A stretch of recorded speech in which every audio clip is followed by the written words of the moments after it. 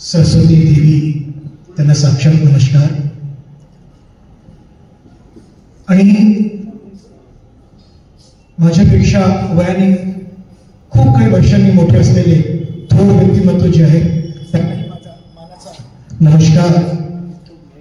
आणि चरण स्पर्श करू इच्छितो. दुरूनच जवळ जाऊन प्रत्येकापर्यंत पोहोचणं शक्य नाही आहे. मातृशक्ती इथे उपस्थित आहे, त्यांनाही माझा मानाचा नमस्कार. ह्या कार्यक्रमाला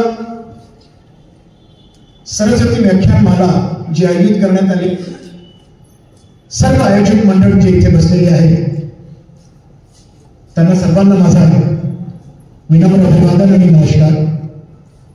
मनीष भाईंनी खूप मोठी भूमिका बांधली असं मला जाणवत आहे.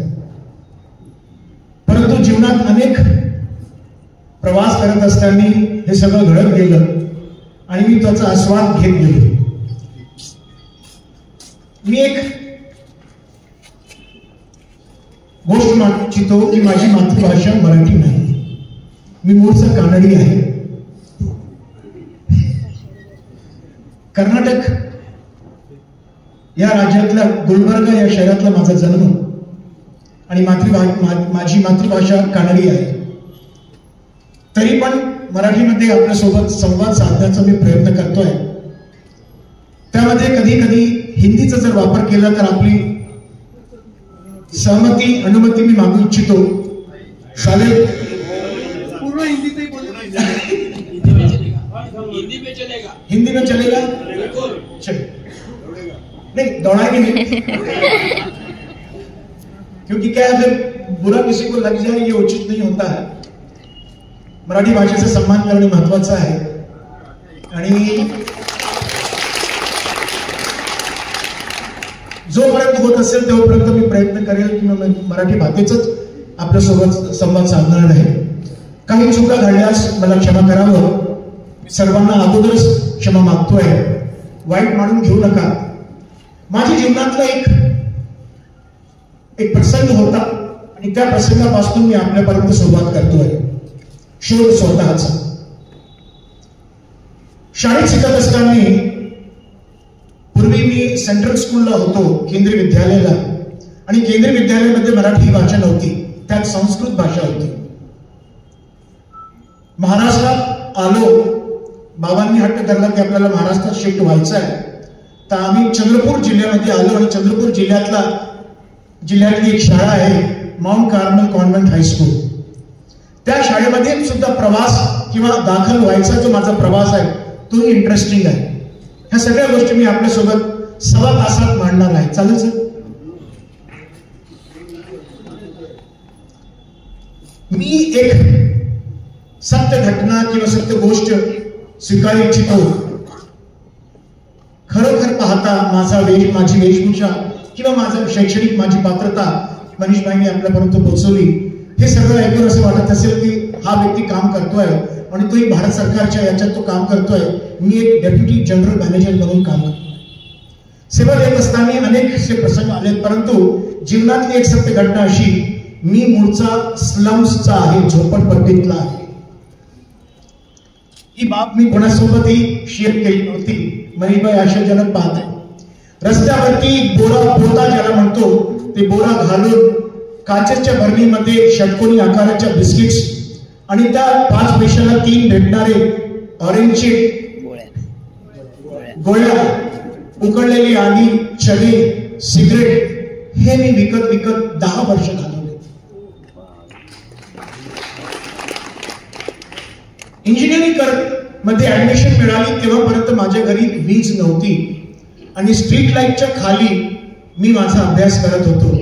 आणि ते टेंबा म्हणतो आपण, ते एक पव्वा जो असतो त्या पव्यामध्ये माती घालून मातीच्या तेलातनं जळणारा तो दिया, त्याच्यातनं माझा अभ्यास सुरू झाला. रस्त्यावरती पेपरमेंटची गोळी आणि ते बिस्किट विकत असताना एक सिस्टर जात होती, नन ज्याला म्हणतो, आणि तिने माझ्याशी संवाद केला की तुम्हाला शिक्षण घ्यायचं आहे का? मी म्हणतो हो सिस्टर, मला घ्यायचं आहे. आणि त्यावेळेला तिने मला शाळेत शिक्षण दिलं, ऍडमिशन दिली. घालायला वेशभूषा घालायला माझ्याकडे कपडे नव्हते, पैसे नव्हते. त्यांनी ती मला डोनेट केली, पुस्तकं डोनेट केली. माझी फीस 2 वर्षाकरिता त्यांनी माफ केली आणि त्या शाळेत शिकण्याचा माझा प्रवास सुरू झाला. पहिली unit test, second unit test Marathi भाषेत मी नापास झालो. 0 मार्क मला लाभले. टीचरने मला बोलवून सगळ्या विद्यार्थ्यांसमोर 25 स्केल उभे या हातावरती आणि 25 स्केल उभे या डाव्या हातावर ठसा रडायला सुरुवात झाली. अश्रू असे वाहत होते आणि रडत क्लास संपल्यानंतर मी त्यांच्या मागे गेलो स्टाफ रूम मध्ये आणि मॅडमला म्हटलं की मॅडम मी मूळचा कानडी भाषी आहे, मला मराठी येत काही असं करा की जेणेकरून मला मराठी शिकवायला तरी सुरुवात होईल. तिलाही माहित नाही काय झालं आणि त्या मॅडमचं नाव आजही मला आठवत आहे. त्या मॅडमचं नाव होतं निरूपा. त्यांनी मला बसवलं शाळा सुटल्यानंतर आणि बसवल्यानंतर मला म्हणाले की तू एक काम कर, तू एक कविता पाठ कर. संत गाडगे महाराजांची एक कविता, भूमी बरे पडावे ताऱ्यांकडे पाहावे प्रभु नाम नित्य गावे या झोपडीत माझ्या. ती कविता पाठांतर करण्याकरिता तिने मला सोबत बसवलं.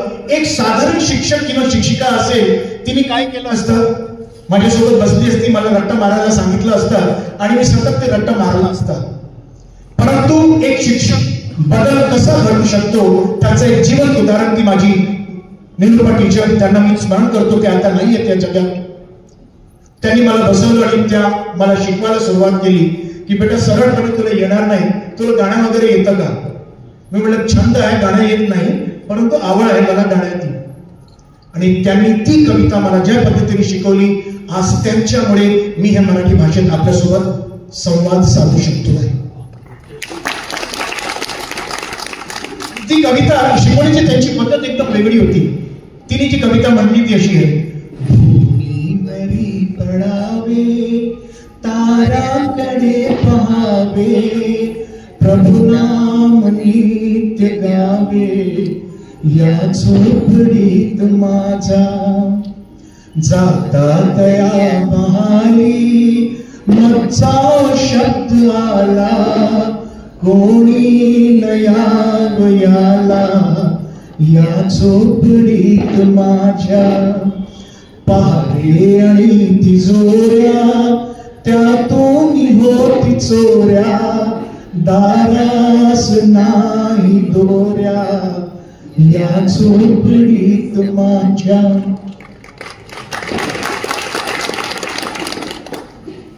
त्या मॅडमनी मला ही कविता शिकवली आणि तो दिवस आणि आजचा दिवस सतत मराठी माणूस कुठेही भेटला मी त्यासोबत मराठी भाषेतच संवाद साधायला सुरुवात करतो. प्रसंग असे अनेक घडले की मला कोणती या समाजातली लोकांची स्थळं यायला सुरुवात झाली होती. कॉलेजमध्ये शिकत असताना सालेवार समाज आणि कोमटी समाज असतो, चंद्रपूरला त्या भागात जास्त आहे. त्यांना असं जाणवलं की हा खरोखरच कोमटी आहे, चेहऱ्यावरनं काळा रंग, कृष्ण धवल रंग. आणि ते माझ्याकडे स्थळ घेऊन यायला सुरुवात झाली. म्हणजे तुझं नाव झाकीर हुसेन नाही आहे, हुसेनवार असावं. परंतु त्यांना नकार दिला नाही, हो माझं नाव खरंच आहे. आणि असा माझा हा प्रवास सुरू झाला. सांगायचा प्रसंग असा, जेव्हा विषय निवडायचं होतं त्यावेळेला मनीषबाईंनी म्हटलं की जाकीर भाई तुम्ही असा एक काहीतरी विषय निवडा की ज्या माध्यमातून वयस्क लोकांपर्यंत, महिलांपर्यंत आणि जी आजची जी युवा पिढी आहे त्यांच्यापर्यंत एक मेसेज जायला हवं, त्यांच्यापर्यंत काही तुम्ही तरी पोहोचवा. आत्मचिंतन केलं. मी 2 दिवसाची वेळ त्यांना मागितली. गेल्या वर्षी मला यायचं होतं परंतु तारखा मिळत नव्हत्या आणि त्यामुळे मी येऊ शकलो नाही. तर या वेळेला त्यांनी ऑक्टोबर महिन्यातच मला फोन केला की सर या वेळेला जानेवारी महिन्यात आम्ही करतो आणि डेट्स आहे, तुम्हाला कोणती तारीख जमताय ते पहा. आणि मी अनायासे त्यांना म्हटलं की 11 तारीख, कारण 11 एप्रिल माझा जन्मदिवस. म्हणजे 11 तारीख मला जमताय, मी 11 तारखेला. तर त्यांनी एकदम बिलकुल लॉक करून घेतलं आणि लॉक केल्यानंतर लगेच जी काही व्यवस्था करायची होती ती सगळं व्यवस्था केली की सर असं असं होणार आहे. अण्णाभाऊ दिसत नाही, येत नाही. त्यानंतर एक व्यक्ती अण्णाभाऊ त्यांनी माझा पाठलाग केला.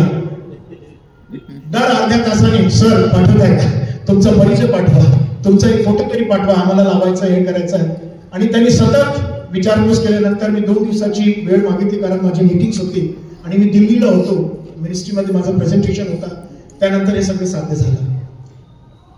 हे सगळं करत असताना हा प्रवास कसा होईल, कालचा एक तुमचा अनुभव, आजचा अनुभव, ही व्याख्यानाला अनेक वर्ष एवढे चालतायत, 86 वर्ष झाले आणि 86 वर्षापासून अनेक लोक आपल्याला भेटली असतील, त्यांची व्याख्यानमाला आपण ऐकली असावी, त्यांचे व्याख्याने आपण ऐकलेत, त्यांचे विचार त्यांनी मांडले आपल्यासमोर, त्यांना तुम्ही ऐकलं.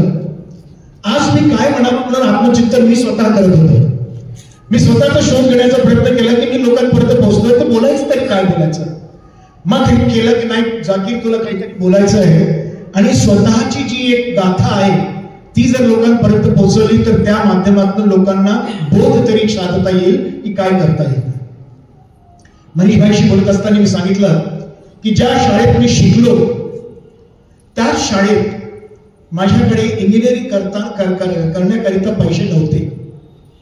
इंजिनिअरिंग कॉलेजला ऍडमिशन घेते वेळी मी प्रिन्सिपल, कारण मला ओपन मेरिट स्कॉलरशिप मिळाली होती त्या दिवाखाली अभ्यास करूनच, आणि त्या ओपन मेरिट स्कॉलरशिपच्या आधारावरती मी कॉलेजमध्ये ऍडमिशन घेतली आणि सॉरी BSc केलं होतं. आणि तुम्हाला एक सांगू इच्छितो गमतीची बाब, माझा selection national defence academy NDA मध्ये सुद्धा झालेलं होतं. I was selected for the fighter pilot aptitude test me pass केली होती. I could have been a pilot. एअरफोर्सचा मी एक पायलट होऊ शकलो असतो, परंतु आईने मला मना केलं की बेटा नको जाऊ आणि तो आमच्याकडे राहिलेलं बरं, म्हणून पुण्याला राहूनच मी माझी BSc कंप्लीट केली होती. आणि तिथूनच मी चंद्रपूरला आलो आणि 2 वर्ष मलाही डॉक्टर झाकीर हुसेन, भारतातले 3रे राष्ट्रपती, त्यांच्यासारखं माझंही नाम गाजवायचं होतं आणि म्हणून मी DHMS मध्ये ऍडमिशन घेतली. 1 वर्ष केलं, सेकंड इयर मी सोडून दिलं आणि इंजिनिअरिंग मध्ये ऍडमिशन घेतली. परंतु इंजिनिअरिंग मध्ये ऍडमिशन करत असताना माझ्याकडे पैसे नव्हते. मी त्याच प्रिन्सिपल कडे गेलो आणि त्यांना सांगितलं की सिस्टर मला पैशांची खूप गरज आहे, कारण कॉलेजची फीस त्यावेळेला 7,000 रुपये होती. म्हणजे तू कसे करशील?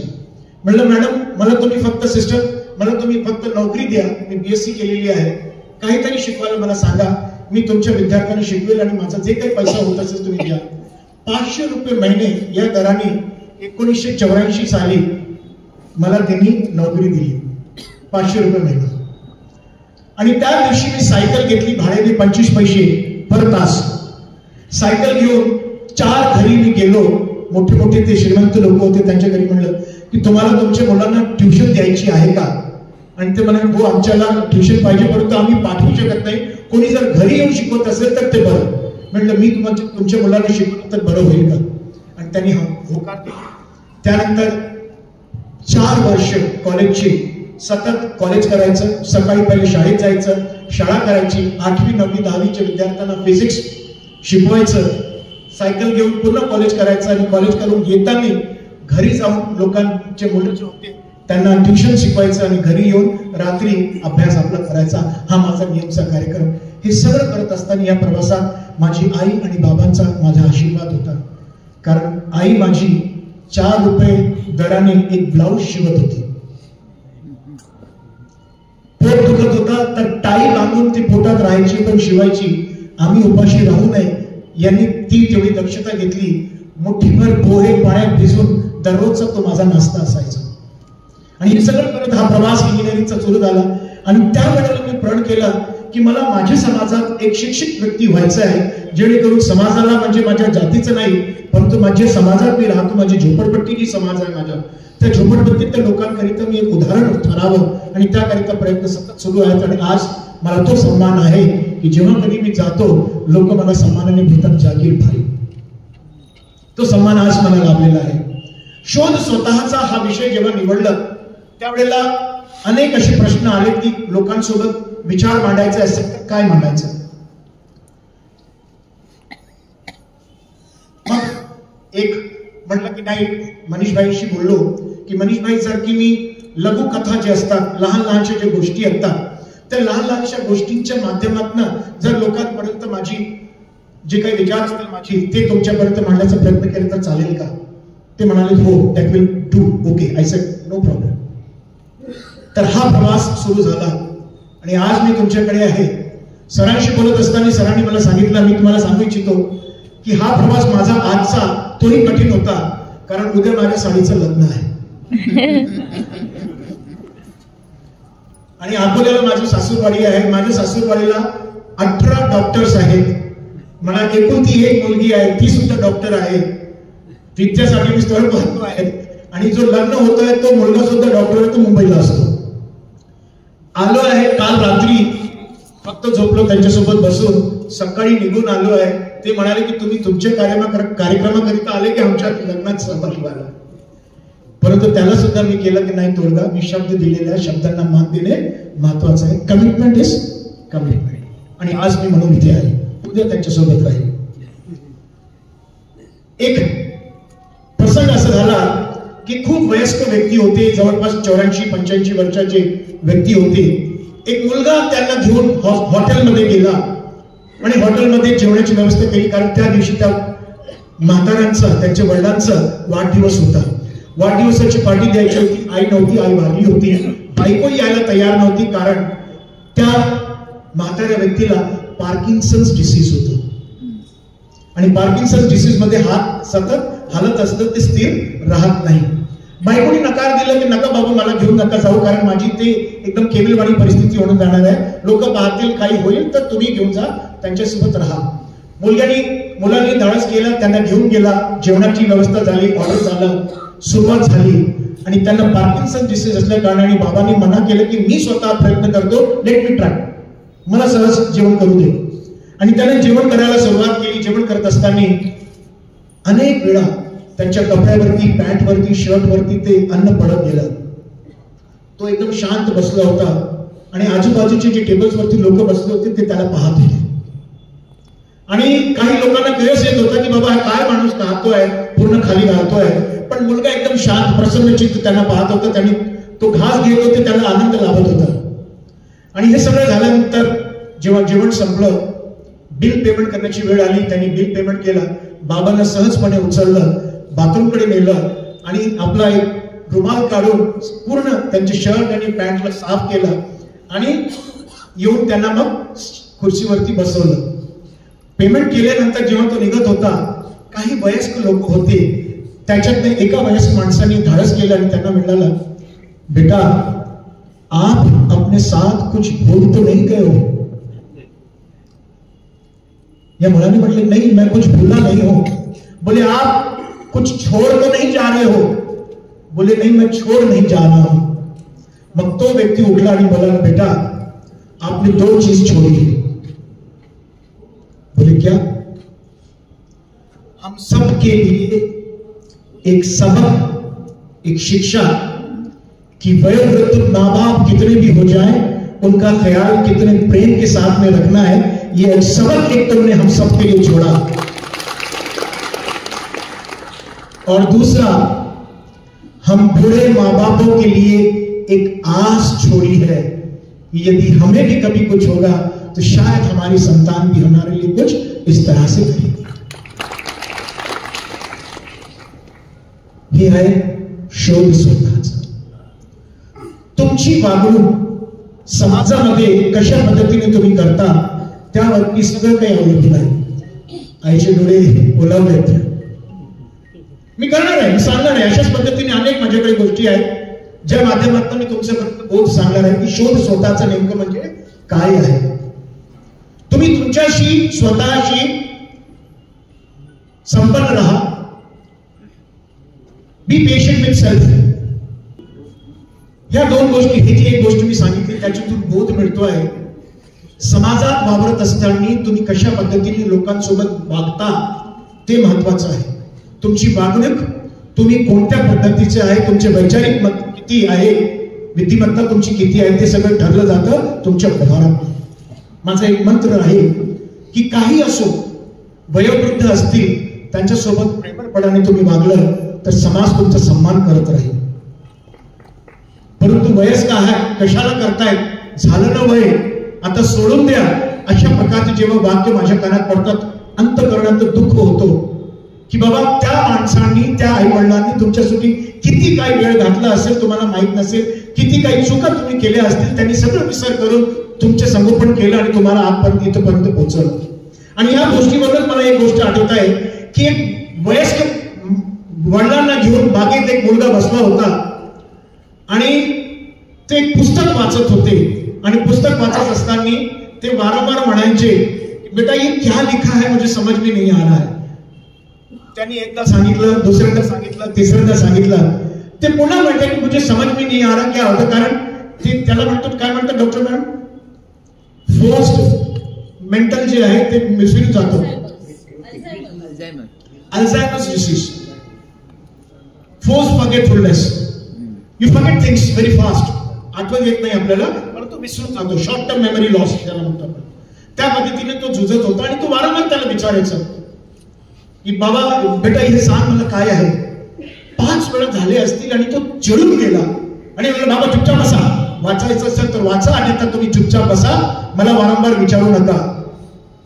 एवढं ऐकल्यानंतर त्या बाबांनी त्या मुलाला सांगितलं की बेटा मला आठवत आहे की तू लहान असताना अनेक वेळा तुझ्या अभ्यासाला जेव्हा तू सुरुवात केली, अनेक वेळा तू माझ्याकडे यायचा आणि तू मला विचारायचं की बाबा हे मला समजत नाही. तू मला 100 वेळा विचारले असतील हे काय आहे, हे कसं होतं. मी प्रत्येक वेळेला तुला त्या प्रश्नाची उत्तरं दिली. फक्त 4 किंवा 5 वेळ मी तुला विचारलं आणि तुला राग येतो आहे. थोडं समजून घे बेटा, ही वेळ तुझ्यावर सुद्धा येणार आहे. तू तयारी कर, सम्मान कर. तर मला सांगायचं बोध असा की मोठी जी माणसं घरात आहेत त्यांचा सन्मान तुम्ही केला तर तो तुमच्या स्वतःचा शोध आहे. कारण आज आत्मचिंतन कोणीही करत नाही. घरी बसून कोणीही चिंतन करत नाही. चिंतन कुठे करतो? देवळासमोर, देवासमोर बसतो. एक आकृती आहे, त्याला आपण लक्ष्मीची म्हणा, दुर्गा म्हणा, साई म्हणा, भगवान श्री राम म्हणा, हनुमानजी म्हणा, कोणताही देव म्हणा, त्या देवाची आपण ती एक आकृती बनवलेली आहे, त्या समोर बसून आपण करतो. परंतु सहज जर आतमध्ये खोलपर्यंत गेलं, देवाने असं कधी म्हटलेलं नाही की मला तू पुष्प वाह. देवाने असं कधी म्हटलेलं नाही की माझ्यासमोर तू घंटी वाजव. देवाने असं कधीच म्हटलेलं नाही की तू माझ्या उपवास ठेव. उपवास अन्नाचा नव्हे तर उपवास विचारांचं ठेवणे महत्वाचं आहे. विचार अशा प्रकारचे मी तुम्ही मांडा लोकांपर्यंत, जेणेकरून लोकांना वाटेल की बाबा नाही बाबा हा व्यक्ती जो म्हणतोय खरंच आहे. वैचारिक मतभेद ठेवा किंवा मनभेद नका ठेवा. मतभेद असू शकतात, तर विचारांची मांडणी कशा पद्धतीने केली पाहिजे याला अनुसरून मी समोर जातोय. संत लोक जे असतात, साधू लोक जे असतात, साधू लोक होते, भिक्षू ज्याला म्हणतो, बौद्ध धर्माचे भिक्षू होते. आणि त्यांच्यामध्ये होता की मठ मध्ये जे आहे महिलांना कोणत्याही प्रकारचा स्थान नसतो, महिलांना ते घेऊ शकत नाही. आणि ते बौद्ध भिक्षू जे आहेत ते जात होते आणि त्यांच्या मठापर्यंत पोहोचण्याकरिता एक रस्त्यात नदी येत होती. ते नदीपर्यंत पोहोचले तेव्हा पाहिलं की एक सुंदरशी मुलगी होती. ती जवळपास 15-16 वर्षांची होती. तिला नदी ओढायला थोडासा कष्ट होत होतं आणि ती प्रयत्न करायची, पाण्यात पाय घालायचे आणि पुन्हा मागे यायची. ते साधूंनी ते जे मॉन्क्स होते किंवा ते जे भिक्षू होते त्यांनी पाहिले, त्याच्यात एक भिक्षू होता, त्यांनी पुढाकार घेतला आणि त्या मुलीला उचललं, नदी पार करून तिथं त्या काठावरती सोडून दिला आणि आपल्या मठापर्यंत ते पोहोचून गेले. मठामध्ये जाऊन त्यांचा अभ्यास वगैरे जे काही होतं ते सुरू झाला आणि त्याच्यातले एक बौद्ध भिक्षू होता, तो त्याच्याकडे जाऊन म्हणतोय की साधूजी तुम्ही आमच्या धर्माला भंग केला आहे. आपल्या याच्यात एक धोरण आहे की आपण कोणत्याही स्त्रीकडे पाहायचं नाही किंवा स्त्रीला स्पर्श करायचं नाही. आणि तुम्ही तर चक्क त्या मुलीला उचललं, नदी पार केली आणि तिला त्या काठापर्यंत सोडून दिला. हा तुम्ही एक खूप मोठा पाप केलेला आहे. आणि त्या ज्या व्यक्तीने हे सगळं केलं होतं त्यांनी म्हटलं, बाबा रे, मी मठापर्यंत त्या मुलीला आणलं नाही आहे. त्या मुलीला उचलून नदी पार करून त्या काठामध्ये मी तिथंच सोडून दिलो आणि एकदम शुद्ध मनाने मी मठात प्रवेश केला आहे. परंतु तू त्या मुलीला मनात घेऊन या मठामध्ये प्रवेश केलेला आहे, पाप तू केलेला आहे. मी तू विचार शुद्ध ठेवणे महत्वाचं आहे. ज्या व्यक्तीने या गोष्टीचा शोध घेतला तो व्यक्ती खरोखरच महान झाला. परंतु आज आपल्याकडे स्वतःचा शोध घेण्याकरिता वेळ नाही. वेळ नाही आपल्याकडे. धावपळीचं आपण जीवन जगत आहोत. इथे एक पाऊल तिकडे 2 पाऊल, हा व्यवसाय करून घ्यायचा, तो व्यवसाय करून घ्यायचा, प्रत्येकाला आपला सपना मनी सगळीकडे सर्वत्र लोकांना काय दिसत आहे? मनी, पैसे हवे. नेत्यांना दुसऱ्या मार्गाने हवे आहेत, साधारण माणसाला वेगळं, आणि एखादा भीक मागणारा असेल त्याला सुद्धा पैसे पाहिजेत. परंतु आजचा जो एक दृष्टिकोन आहे, पेपरमध्ये वाचत असताना मला असं जाणवतं की बाबा भीक मागितलेलं बरं, कारण अनेकशे भिकारी जे आहेत खूप मोठे करोडपती निघाले. असाही एक प्रकार घडलेला आहे. तर हे प्रकार घडत असताना शोध स्वतःचा कसा घ्यावा, त्याच्यात एक छोटीशी माझी स्वतःची एक कहाणी आहे की माझ्या घरी खूप झाडं होते आणि त्या झाडांमध्ये बटरफ्लाय जे म्हणतो ते किडे असतात. ते सदाबहार फुलाचं झाड असतं, त्यात 12 महिने ते पांढऱ्या रंगाचे फुलं लागतात. सदाबहाराच्या झाडामध्ये पावसाळा जेव्हा सुरू होतो त्यावेळेला ते किडे असतात, ते खायला येतात आणि ते किडे पानं खातात. त्याला आपण ते काय इन्सेक्ट म्हणतो. त्याचं परिवर्तन एक ककून मध्ये होतो आणि ककून मधनं ते बटरफ्लाय किंवा तितली बनून निघते, ती भिकुरी ज्याला म्हणतो. ती माझ्या घरी ते स्टेजेस मी पाहत होतो, कारण ते मेटामॉर्फिस ज्याला म्हणतो किंवा ते cycle, life cycle of butterfly शाळेत अभ्यास केलं होतं आणि ते प्रत्यक्ष दर्शन मला घडत होतं माझ्या घरी. मी म्हणलं यार पाहावं कसं करते ते बटरफ्लाय, कशी बनते ती किड्यातनं ती इडली तर ती कशी परिवर्तित होते. आणि सहज पाहतात ती इल्ली एकदम स्टेग्नंट झाली, मग गुंडाळलं तिने वाईट याच्यात, आणि ते स्टेजेस मी पाहिले आणि पानातनं ती अशी लटकत होती. जेव्हा ती मॅच्युअर झाली ती त्या ककून मधनं बाहेर निघण्याचा प्रयत्न करत होती तिथली, परंतु ती बाहेर निघू शकत नव्हती. अनायास मला कळलं की नाही बाबा ही बाहेर निघू शकत नाहीये. ती मरू नये उत्सुकतेवश मी जाऊन एक कात्री घेतली आणि तो ककूनला फाडलं. ती बाहेर तर निघाली परंतु उडू नाही शकली, खाली पडून गेली. मला खूप वाईट वाटलं. मी विचार केला की बाबा असं काय घडलं असेल, आणि जवळपास अर्धा तास विचार केल्यानंतर मला जाणवलं, लाईफ सायकल मी इंटरनेटमध्ये पुन्हा पाहिली की वाय इट इज की ती उडू नाही शकली. तेव्हा मला ते कळलं, माणसाला जर उडायचं असेल सतत प्रयत्न केल्यानेच त्या पंखांमध्ये, अन्यथा येत नाही. आणि ती माझी चूक झाली होती की मी ते जे ककूनचं शेल कापलं होतं कात्रीने, ती माझी चूक झाली होती. त्या बटरफ्लायने जर प्रयत्न केला असता, तिने तिथंच प्रयत्न केला असतं तर कदाचित ती उडू शकली असती. माझा एकच बोध आहे की हे विश्वास आपल्यामध्ये ठेवा की प्रयत्न केल्याशिवाय आपल्याला सहजपणे काहीही गोष्ट लाभत नाही. मला एक गोष्ट आठवत आहे, आपण सगळ्यांनी नाव ऐकलं असेल, अनुरिमा सिन्हा. अनुरिमा सिन्हा ऐकलंय ना? ऐकलंय?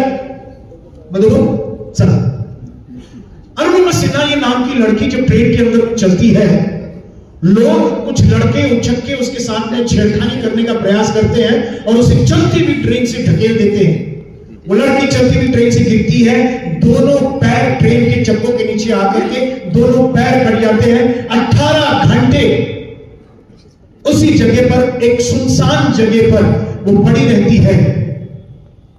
कुछ देर बाद जब खून बहुत बह जाता है, वो प्रयत्न करती है, सांसें रोकी रहती है, क्योंकि वो खून बह जाने का कारण बेहोश होती है.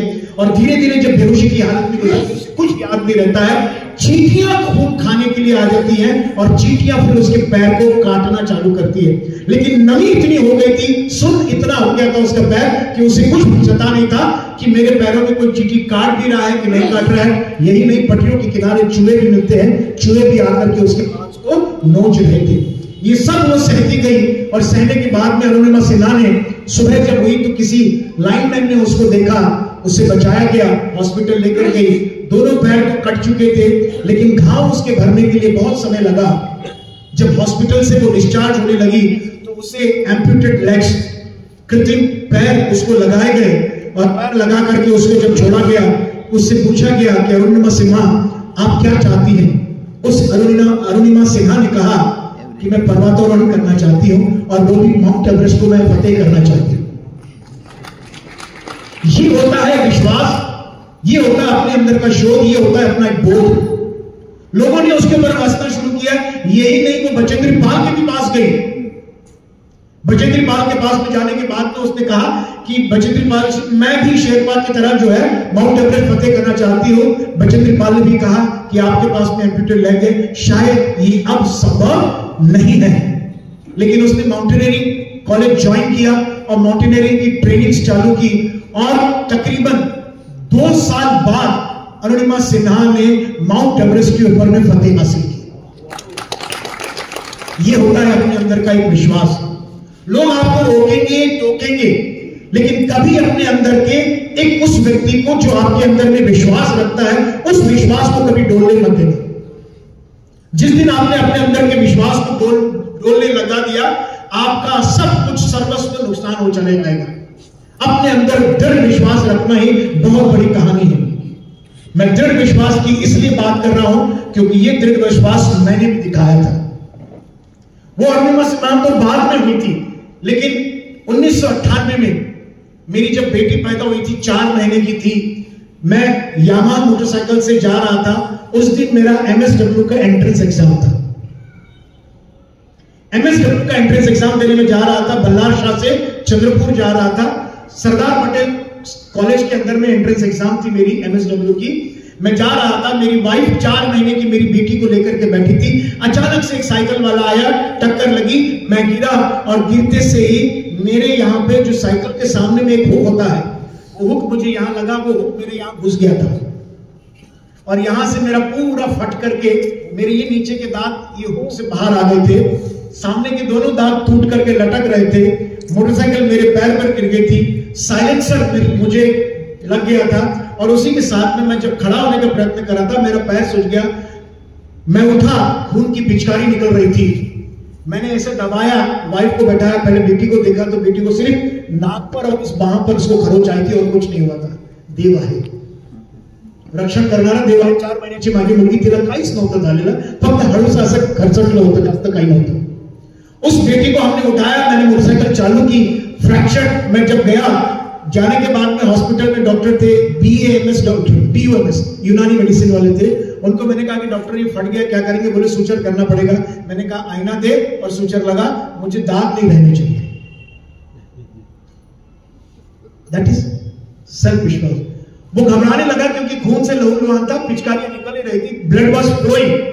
ही gave me xylocaine injection ma'am, लेकिन वो ज़ाइलोकेन इंजेक्शन देने के टाइम पर जैसे उसने नीडल यहां डाली, वो सिरिंज से बाहर निकल गई, और सुई जो यहां लटकी रही, मैं आईने में देख रहा हूं कि सुई लटकी है, एंड ही वाज शिवरिंग। मैंने कहा डॉक्टर डोंट वरी, तो स्टिचिंग लगा, 4 टाके अंदर 4 टाके बाहर ऐसे लगे। मैं उठा, उठ करके फिर मुझे ऑटो में भेजा गया क्योंकि पैर बहुत सूज गया था। जब हॉस्पिटल में दूसरे ऑर्थो सर्जन के पास में पहुंचा तो पता चला ऑर्थोपेडिक के पास कि 4 जगह से पैर फ्रैक्चर था। पैर फ्रैक्चर था, प्लास्टर लगा, और प्लास्टर लगने के बाद में मैंने नेक्स्ट डे मॉर्निंग फिर मैं एसपी कॉलेज गया ऑटो पकड़ करके, और कॉलेज के प्रिंसिपल के पास में मेरे भाई के कांधे पे हाथ डाल करके लंगड़ी करते हुए कॉलेज के ग्राउंड में पहुंचा कि सर काल मी आलो, येऊ शकलो नाही कारण माझा एक ऍक्सिडेंट घडला आणि मी परीक्षा जी होती देऊ शकलो नाही, मला तुम्ही कसं तरी करून ऍडमिशन द्या। ते म्हणाले की सर एक्झाम झाली आणि तुमचं सिलेक्शन होणार नाही, तुम्ही दुसरीकडे पहा। आणि त्यांनी मला एक कॉलेजचा, गडचिरोली जिल्ह्यात एक कॉलेज होती, त्या कॉलेजचा पत्ता दिला।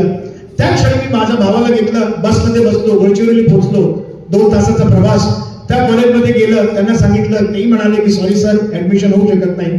त्यांना विचारलं की कोणती कृषी कॉलेज आहे सांगा, त्यांनी सांगितलं चिमूरला आठवले समाजकार्य महाविद्यालय आहे, त्या समाजकार्य महाविद्यालयात तुम्ही जाऊन ऍडमिशन घेऊ शकता, त्यांच्याशी बोलू शकता।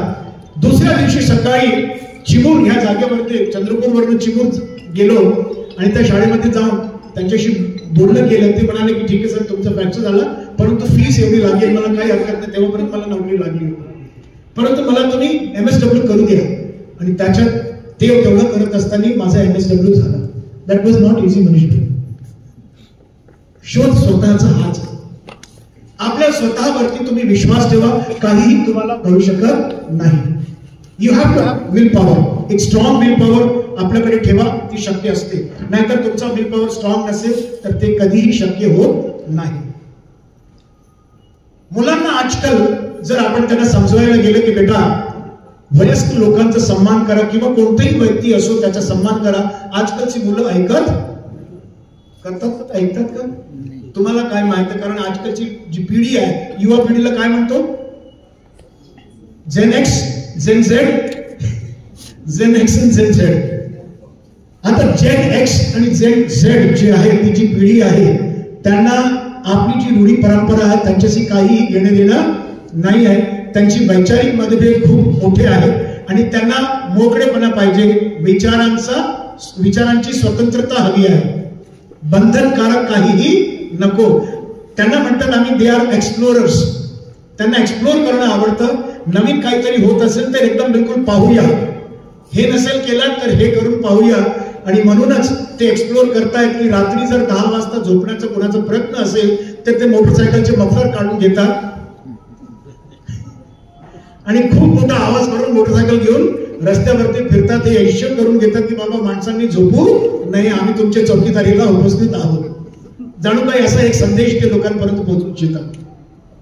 तर अशीच एक घटना घडली की एक आंधळा व्यक्ती होता आणि तो आंधळा व्यक्ती घरातून बाहेर निघत असताना आपल्या सोबत त्यांनी एक लालटेन घेतली होती आणि तो यायचं जायचं.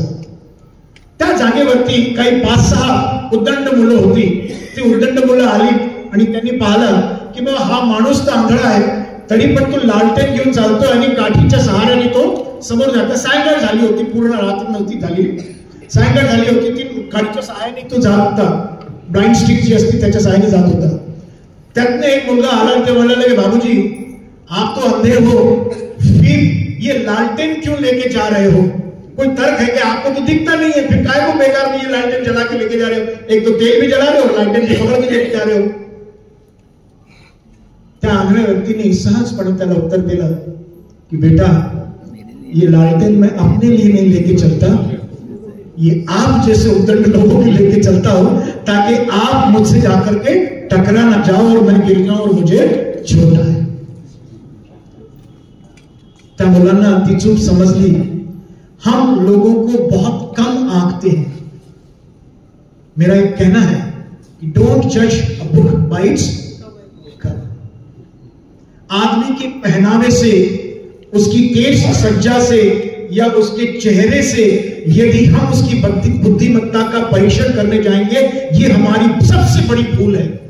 मेरा एक रिक्वेस्ट है फॉर द यंगस्टर्स, डोंट जज पीपल बाय देयर ड्रेसेस और बाय अपीयरेंस. हो सकता है कुरूप से कुरूप दिखने वाला भी व्यक्ति, अब्राहम लिंकन की बात सबने सुनी होगी, सुनी है सबने. Abraham Lincoln was not that very handsome, he was the most ugly person, but he was the world's best orator during that period. Best orator थे, उनके जैसा कोई नहीं था. और उनके फादर जो थे जूते सीते थे, मोची का काम करते थे. एक भरी सभा के अंदर में जब वो प्रेसिडेंट बने, हाउस के अंदर में एक उद्दंड ऐसे ही व्यक्ति ने उनसे पूछ लिया, मिस्टर अब्राहम लिंकन, आपको ये नहीं भूलना चाहिए कि आपके पिताजी मेरे कभी जूते सिया करते थे. बड़ी सभा के अंदर में. एंड अब्राहम लिंकन वाज वेरी क्वाइट. बहुत शांतपने उन्होंने सुना उनकी बात को. बोला हाँ सर, मुझे गर्व है कि आपको यहां तक जूते पहना करके पहुंचाने में मेरे पिता का सहयोग है. तब ये संभव होता है. तो हमें विचार, लोग आपको नीचा दिखाने के बहुत प्रयत्न करेंगे, लेकिन जितना आप ऊंचा उठोगे उतना आपके लिए महत्वपूर्ण होगा. पानी के अंदर में घर पे अंदर एक्सपेरिमेंट करके देख लीजिए. बाल्टी के अंदर पानी डालिए और एक खाली मग्गा लेकर के उसको नीचे ढकेलने का प्रयास कीजिए. मग्गा खाली जातो का? काय जातो तो? पाणी जरी भरला असेल तरी पण तो पुन्हा येतो. बोध घ्या, शिकवण घ्या, शिक्षण घ्या त्याच्यातनं कि लाइफ में आपको बहुत सारे लोग डुबाने का प्रयत्न करेंगे, आपको डाउन करने का प्रयत्न करेंगे, आपको नीचा दिखाने का प्रयत्न करेंगे, लेकिन हारना नहीं. ये हमको बोध लेने की बहुत जरूरत है. हम किस तरह से सिचुएशन के साथ में सिचुएशन को कैसे हैंडल करते हैं वो महत्वपूर्ण है. सिचुएशन बहुत निकट आएंगी, बहुत टफ सिचुएशंस आएंगी, लेकिन उस टफ सिचुएशन में आपका टेम्परामेंट कितना शांत रहता है और वो शांत रह करके आप स्थितियों को कैसा बदलते हो उस पर निर्भर करता है. एक व्यक्ति बैठा था ध्यान स्थिति में, ध्यान मुद्रा में बैठा हुआ था और कुछ लोग उसकी ध्यान मुद्रा को भंग करने के लिए, कुछ लड़के थे जो आर्चरी सीख रहे थे, एक ने तीर मारा, उसके लेफ्ट साइड से तीर जाकर के दीवार पे लगा। ये जो ध्यान कर रहा था, शांत बैठा था, उसे कान के पास से कुछ गुजरता हुआ सुनाई तो दिया, लेकिन उसने कुछ देखा नहीं, वो अपने ध्यान में मग्न रहा। फिर से दूसरा तीर निकला और दूसरा तीर राइट साइड से उसके जाकर के दीवार को हिट करता है। ये तब भी हिला नहीं, वहीं पे ध्यान मुद्रा में बैठा रहा। एक जो दूसरा व्यक्ति था, देख रहा था, उसने कहा कि आपके दोनों कानों की तरफ से तीर गए, आपने कुछ भी प्रतिक्रिया नहीं दी। तब उस ध्यान करने वाले व्यक्ति ने कहा, जो पहला तीर गया था वो एक इवेंट था। जो पहला तीर गया था वो एक इवेंट था, वो घटना थी, वो घटी। और जो दूसरा तीर गया वो रिएक्शन था जो मैंने नहीं दिया। अगर उस तीर के पहले तीर की इवेंट को लेकर के मैं रिएक्शन देता तो शायद दूसरा तीर मुझे लग सकता है।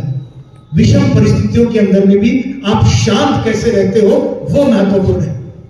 बहुत सारी उथल पुथल होते रहेंगे लाइफ के अंदर में, लेकिन आपका शांत रहना बहुत जरूरी है।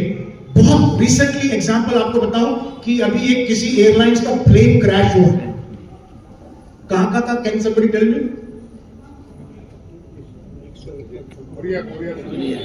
दक्षिण कोरिया का है। प्लेन क्रैश हुआ, उसके अंदर में जो यात्री बैठे थे 29 यात्री जीवित बाहर निकले। 29 यात्री जीवित बाहर निकले। ये संभव कैसा है? वो ईश्वर की महिमा है। शायद उनमें से कुछ लोग जो होंगे ईश्वर का स्मरण कर रहे होंगे, वो ईश्वर को मान रहे होंगे, या फिर उनमें से कुछ लोगों ने पुण्य कर्म जरूर किए होंगे जिसका बदला जो ईश्वर ने उनको इस जीवन के अंदर में दे दिया। आप अपने कर्म कीजिए, उसका बदला आपको कभी भी यहां पर सहजरीत्या मिलता रहेगा। कोई त्रुटि नहीं होती, कोई नुकसान नहीं होता। It is how you react to the situation. ये सिचुएशन को रिएक्ट करने की, सिचुएशन को हैंडल करने की क्षमता हमें सब में होनी चाहिए। वही हमारा सच्चा शोध सोता चाहिए शब्द को सार्थक करेगा। एल्बर्ट आइंस्टाइन की एक बहुत प्यारी सी बात है कि एल्बर्ट आइंस्टाइन ने एक शोध लगाया था। व्हाट वाज that youngster? E is equal to mc square. Energy is equal to mc square. Mass into calorie. जाने दो, कोई दिक्कत नहीं, कोई नुकसान नहीं है। याद नहीं आया तो इसमें कोई नुकसान नहीं है। घर जाकर के पढ़ने की ये बात करा। I am intentionally not discussing that. घर जाकर के फिर से रिपीट करना पड़ेगा, बिकॉज शोध स्वतः से अंदर के अंदर का एक बात ये भी है कि जितने बार हम चीजों को पढ़ेंगे उतना हमें नए परिप्रेक्ष्य के अंदर में चीजें समझ में आती है। डेप्थ हमको तब समझ में आती है। E equal to MC square का जब उन्होंने शोध लगाया था, उसके बाद में जगह जगह उनको बुलाना चालू हो गया था कि एल्बर्ट आइंस्टाइन आप आइए और ये थियरी आपने E equal to MC square कैसे निकाला है इसके बारे में बोल कीजिए। बहुत दिलचस्प कहानी मैं आपको बता रहा हूं। सिचुएशन को कैसे हैंडल करना चाहिए, उसके अंदर में आपकी स्थिर मानसिकता क्यों जरूरी है, इसको लेकर के मैं बात कर रहा हूं। एल्बर्ट आइंस्टाइन करीबन 25 लेक्चर्स उनके हो चुके थे उसी थ्योरी को लेकर के। 26वां स्पीच देने जा रहे थे, उनके ड्राइवर ने बीच जगह में उनको रोका, सुनसान जगह पर, और कहा कि एल्बर्ट आइंस्टाइन, जिस नई जगह आप भाषण देने जा रहे हैं, क्या वहां के लोग आपको जानते हैं? एल्बर्ट आइंस्टाइन ने कहा, नहीं, उन्होंने मुझे देखा नहीं है, क्योंकि उस समय फोटो का प्रचलन उतना नहीं था। बोले यदि वहां के लोग आपको जानते नहीं है तो हम एक प्रयोग करें। ड्राइवर बोल रहा है कि हम प्रयोग करें। बोले क्या? बोले आप काम कीजिए, मेरा ये ड्रेस पहन करके आप ड्राइवर बन जाइए और आपका ड्रेस पहन करके जो मैं एल्बर्ट आइंस्टाइन बन करके पीछे की सीट पे बैठता हूं। एल्बर्ट आइंस्टाइन एकदम एस्टोनिश थे कि ये क्या हो गया, इसका दिमाग सटका गया। बट ये एग्री, बोले ठीक है। तो ड्राइवर एल्बर्ट आइंस्टाइन बन गए और एल्बर्ट आइंस्टाइन ड्राइवर बन के जहां उन्हें 26वां व्याख्यान देना था वो वहां पहुंचे। लोगों ने स्वागत किसका किया? ड्राइवर का। किसका स्वागत किया? ड्राइवर का स्वागत किया। ड्राइवर का स्वागत क्यों किया? Out of appearance. उन्हें लगा कि भाई ये जो है ये एल्बर्ट आइंस्टाइन है और इसीलिए उनका स्वागत किया, क्योंकि बोलने वाला व्यक्ति पीछे बैठा हो तो ड्राइव करेगा नहीं। ड्राइवर को लिजाया गया, सम्मान किया गया। हमारी संस्कृति में तो शाल श्रीफल देते हैं, वहां उन्होंने शाल श्रीफल नहीं दिया, वो बुके वगैरह देकर के जो भी उनका स्वागत करना था किया। और उन्हें आमंत्रित किया कि आप अपने विचार लोगों के समक्ष रखिए। और उस आश्चर्यजनक बात, एल्बर्ट आइंस्टाइन हॉल के बाहर खड़े हैं, ड्राइवर की वेशभूषा में खड़े हैं, और वो ड्राइवर स्पीच को चालू करता है। 1.25 घंटा वो स्पीच देता है, शब्द टू शब्द। जिस तरह से एल्बर्ट आइंस्टाइन बोलते, एक एक शब्द वो एल्बर्ट आइंस्टाइन के दोहरा रहा था। एल्बर्ट आइंस्टाइन भी चकरा गए थे, how is it possible, how is it possible. और ड्राइवर ने बहुत फर्राट और विद कॉन्फिडेंट, एक क्षण के लिए भी उसने अपने अंदर में कमी नहीं दिखाई कि मैं नहीं जानता हूं। विद फुल कॉन्फिडेंस उसने पूरा लेक्चर डिलीवर किया। स्पीच अपनी डिलीवर करने के बाद में क्वेश्चन आंसर सेशन होता है। तब किसी व्यक्ति ने उठ करके पूछा कि एल्बर्ट आइंस्टाइन, क्या आप इस प्रश्न का उत्तर दे सकते हो? ड्राइवर ने कहा, वो जो एल्बर्ट आइंस्टाइन बन के था, उसने कहा, आपने जो प्रश्न पूछा है इतना सरल और सिंपल प्रश्न पूछा है कि इसका तो उत्तर मेरा पीछे का ड्राइवर देगा।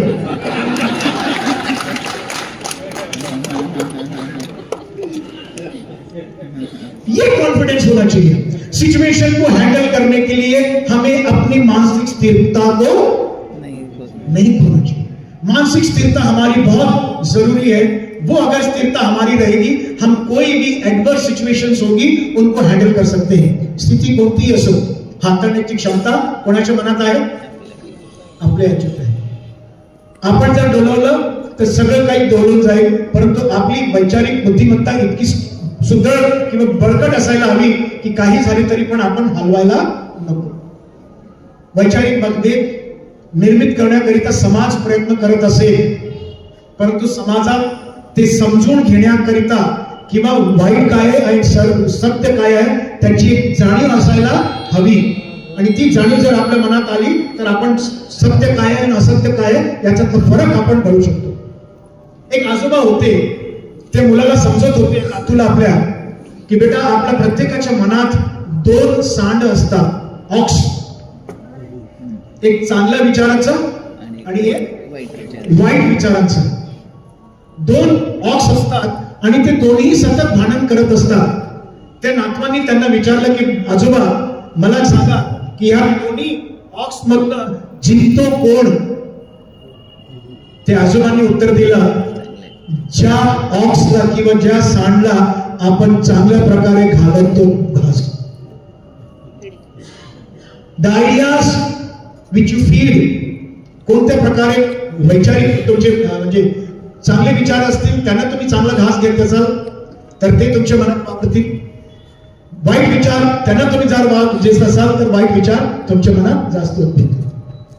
आजच्या काळात टीव्ही पाहायला गेलं तर सकाळी तुम्ही टीव्ही ऑन करा, इसने इसका मर्डर कर दिया, इतने लोग मर गए, इतने लोग जिंदा नहीं है, इसने इसके ऊपर हमला कर दिया, हे सोडून दुसरं काही ऐकायला मिळतं? सगळीकडे सर्वत्र वृत्तपत्र असेल, पेपर तुम्ही उघडला, पहिल्या पानावरती तुम्हाला सगळं काही नेगेटिव्ह नेगेटिव्ह नेगेटिव्ह तुम्हाला दिसायला मिळतं। सकारात्मक तुम्हाला काहीही मिळत आणि काही कालांतराने समाजाकडे पाहण्याचा दृष्टिकोन आपला बदलत जाईल। प्रत्येक व्यक्ती तो आपल्या जवळचा असला तरी पण आपण त्याला वाईट नजरेने पाहू, बाबा याच्या मनात काहीतरी असेल। सहजपणे तुम्ही ट्रेन मध्ये पाहिलं असेल की तुमची जागा असेल रिझर्वेशनची, एखादा अनोळखी व्यक्ती आपल्या शेजारी येऊन बसतो, तो फक्त काय म्हणतो? काय तो धक्का वगैरे मारतो का? नाही मारतो। रिझर्वेशन आपला नाहीये, त्याचा रिझर्वेशन तो झोपलेला आहे, काय म्हणतो आपण? थोडासा बैठने की जगह देतो। ठीक आहे, आपण अनायास काय करतो, थोडंसं सरकून त्याला कोपऱ्यात बसण्याची जागा देतो। तो एका कोपऱ्यात बसून बसण्याचा प्रयत्न करतो, कसा तरी 10 मिनिटं 5 मिनिटं काढतो, मग ट्रेनला झटके लागतात, असं हळूहळू करत करत काय करतो तो? आपली जागा निर्मित करून देतो आणि मग हळूच म्हणतो, थोड़ा सा पैर हटा सकते क्या, मैं थोड़ा ऐसा बैठ सकता। ज्याचा रिझर्वेशन आहे तोही त्यालाही कळत नाही की बाबा काय घडलं। आणि काही काळानंतर आपण पाहतो की ज्याचा रिझर्वेशन होता तो कोपऱ्यात असं बसून जातो आणि त्याच्या बाजूला ज्यांचं रिझर्वेशन नाहीये 2-3 व्यक्ती पुन्हा बसून जातात। ही घटना आपल्या जीवनात घडत असते। परंतु प्रश्न असा की तो रिझर्वेशन वाला व्यक्ती आपल्याला बनायचा आहे की अनरिझर्व्ड व्यक्ती बनायचा आहे? कारण रिझर्वेशन ज्याचा आहे त्याचा सन्मान आहे, आणि अनरिझर्वेशन वाला जो असेल ज्याचा नसेल त्या व्यक्तीचं तेवढा सन्मान होत नाही. त्यांनी जर का वाईट वागणूक केली तर त्याला उठून तरी जावं लागणार आहे. माझा एक उद्देश आपल्याला फक्त सांगायचा असा आहे की जेव्हा शोध स्वतःचा आपण घेत असतो त्यावेळेला अनेक अडथळे येतील. ही एक यात्रा आहे, एक प्रवास आहे आणि स्वतःचा शोध घेत असताना त्या प्रवासात अनेक चांगले आणि वाईट क्षण आपल्या आठवणीला येतील. त्याच्यातनं चांगलं काय आहे ते जर आपल्यापर्यंत आपण ठेवत असतो तर बरं आहे, आपण जर नसेल ठेवत तर ते वाईट जातात. अशीच एक घटना एका मुलासोबत घडली होती. माझी जी मातृशक्ती इथे बसलेली आहे त्यांना सांगू इच्छितो, हिंदीमध्ये सांगतोय ती एक गोष्ट. एक लड़का था, वो केवल 8वीं कक्षा में पढ़ रहा था. माँ से कुछ अनबन हो गई क्योंकि आजकल की पीढ़ी जो है बहुत जल्दी माँ से लड़ाई कर लेती है क्योंकि उन्हें बहुत अच्छा खाना पसंद नहीं है. उनको वहां का बाहर का जाकर क्या चाहिए, junk food, pizza, burger, momos, यही उनको चाहिए. मोमोज मिल जाएंगे तो बहुत खुश है, पिज्जा बर्गर मिल जाए तो और भी कुछ है, चाउमीन, ठीक है, वेज मंचूरियन, और पता नहीं वो उसके साथ में वो Maggi is the very favourite food. Maggi मिल गया तो दुनिया मिल गई वाला हिसाब है. लेकिन मैगी के अंदर कितने कीटाणु है कोई नहीं जानता है. साइंस हैज प्रूव बहुत ज्यादा घातक है मैगी खाना, मत खाइए. इवन वेफर्स, पैक वेफर्स. चलिए, वो मां से अनबन हुई, वो निकल गया लड़ाई करके, इतना कुछ लड़के निकल गया. इसको ध्यान से सुनना इस स्टोरी को. लड़ाई करके ऐसा निकल गया कि नाश्ता भी नहीं किया, दोपहर का टिफिन भी नहीं लिया और गुस्से गुस्से से स्कूल में चला गया. स्कूल में पहुंचने के बाद में मां ममता की मारी होती है. उसे बच्चे का वो दुख देखा नहीं गया कि मेरे बच्चे ने नाश्ता भी नहीं किया, दोपहर के खाने का टिफिन भी नहीं लेकर गया. वो ममता की मारी टिफिन लेकर के स्कूल पहुंचती है. स्कूल के गेट के अंदर में प्रवेश करती है जिस समय स्कूल का ब्रेक होता है, क्योंकि उसी समय बच्चों से मिल सकते हैं. वो लंच ब्रेक या फिर छोटा सा टर्म ब्रेक जो होता है, उस ब्रेक में जब मां को लड़का देखता है तो स्कूल में वो दौड़ते हुए आता है, टिफिन लेकर के फेंक देता है, उसको धक्का मार करके कहता है कि तू निकल जा. मां, तुझे मैंने कहा मेरे स्कूल मत आना, तू एक आंख से अंधी है, तू एक आंख से अंधी है, तू काणी है. और ये इसी कारण जो है मैं नहीं चाहता कि मेरे मित्र मुझे चिढ़ाए कि तेरी मां एक आंख से अंधी है. मेरी भी सेल्फ रिस्पेक्ट है, मैं नहीं चाहता कि मेरी बेइज्जती हो, तो इस स्कूल से निकल जा. मां ममता की मारी थी, शर्म के मारे अपना सर नीचे किया और वहां से वो टिफिन समेट करके, खाना जो गिर गया तो गिर गया, टिफिन समेट करके वो मां ममता की मारी वहां से निकल करके घर चली गई. घर आने के बाद में इस बच्चे ने फिर उसके साथ में लड़ाई चालू कर दी कि तुझे मैंने कहा था कि तू एक आंख से मेरी बेइज्जती करने आती है, तेरे को बार बार कहता कि तू स्कूल मत आया, तब भी तू आ जाती है मुंह उठा करके, तुझे शर्म आनी चाहिए. मैं अब इसके बाद तेरा मुंह नहीं देखना चाहता. और ये कह करके वो बालक वहां से निकल जाता है, घर छोड़ देता है. 10वीं कर लेता है किसी तरह से, 12वीं हो जाती है और कुछ 2 सालों बाद पता चलता है कि वो शादी भी कर लेता है, उसे एक अच्छी नौकरी भी मिल जाती है, उसको एक बेटा भी हो जाता है. मां को पता चलता है कि मेरा बेटा पास के ही किसी शहर में उसकी शादी हो चुकी है, उसको यहां रहता है, लोगों से पता चलता था. ममता की मारी थी, अपने पोते को देखना चाहती थी, किसी तरह से पैसों की व्यवस्था करके उस गांव तक, उस एड्रेस तक पहुंचती है. घर के अंदर में घंटी बजाती है. ये लड़का वहां पे रहता है अपनी बीवी और बच्चे के साथ में. और जैसे ये लड़का फिर अपनी मां को देखता है, फिर धक्का देकर के सीढ़ी से नीचे गिरा देता है और कहता है कि तू फिर मुंह उठा करके यहां पर आ गई, तुझे मैंने मना किया था कि तू मेरे घर नहीं आएगी, मुझे तुझे तेरा चेहरा भी नहीं देखना है और तू जबरदस्ती यहां पर आ गई है. मां वहीं अपने अपमानजनक आंसुओं को पी करके घर की तरफ चली गई. चले जाने के बाद में लड़के ने बंद कर दिया, अपनी बीवी से मिलाना भी सौभाग्य वाली बात नहीं समझी, मिलाया भी नहीं, पोते को दिखाया कि ये तेरी दादी है और चली गई. कुछ साल बाद, 3-4 साल बाद उनका एक अलुमनी मीट था. पुराने स्कूल के बच्चे जो मिलते हैं, जिस स्कूल में पढ़ता था, उनका एक अलुमनी मीट था. वहां पर आया, सोचा कि माँ का देख लो हाल क्या है, क्योंकि अब तक वो होगी तो ठीक है, क्योंकि प्रॉपर्टी छोटी बहुत है, उसे बेच बाच करके मैं जो हूँ शहर के लिए अपना कुछ पैसा कर लूंगा, मेरे बेटे के लिए फिक्स डिपॉजिट कर लूंगा, कुछ मेरी व्यवस्था हो जाएगी, ये अपना देखते रहेंगे. उस मंशा से वो वहां पर जाता है और घर झोपड़ी देखता है तो ताला लगा हुआ होता है। यहां इंपॉर्टेंट है, वो ताला देख करके, मनीष भाई माफी चाहूंगा, वो ताला देख करके परेशान होता है कि मेरी मां कहां चली गई। लेकिन तब बाजू वाली झोपड़ी से एक बूढ़ी महिला निकल के आती है और बोलती है कि तू राकेश है ना? बोले हाँ, तुम मला कसं ओळखलं? बोले नहीं बेटा, तुझे बचपन में देखा तो चेहरे में बहुत कुछ फर्क नहीं आया है, तू सिर्फ बड़ा हो गया है, और जो है तूने जिस तरह से ताला आकर के देखा मुझे लगा कि तू ही जो है उनका बेटा है। बोले 2 मिनट रुक जाओ, मैं कुछ देती हूं। वो गई और घर से एक लिफाफा लेकर आई और लिफाफा देकर के बेटी को कहा, वो बच्चे को, कि ये तेरी मां ने दिया था और उसने ये मुझे कहा था कि अगर बदकिस्मती से मेरा बेटा घर लौट के आता है तो उसे ये चिट्ठी जरूर दे देना। वो चिट्ठी उस लड़के ने ली और तैश तैश में खोल करके पढ़ने का प्रयत्न किया। थोड़ा ही पढ़ पाया था कि उसके पैरों के तले की जमीन खिसक गई। उस चिट्ठी में लिखा था कि बेटा, जब तू 2 साल का था तूने अपने आंख में पेंसिल की नोक घुसा ली थी और तेरी राइट आई जो है वो डैमेज हो गई थी। डॉक्टर्स के पास जब मैं हॉस्पिटल लेकर गई तो डॉक्टर ने कहा कि आजीवन ये काना रहेगा, इसकी स्थिति में सुधार हो सकता है यदि कोई इसे अपना एक आंख दान कर सकता है। मैं मां ममता की मारी थी, मुझसे रहा नहीं गया बेटा। उसी क्षण मैंने वो मेरी आंख तुझे डोनेट की कि तू अपनी दोनों आंखें कायम रख करके इस जग को, इस विश्व को देख सके। तुझे कोई काना ना कहे, और मुझे काना कहा तूने, मुझे उसका कभी भी बुरा नहीं लगा।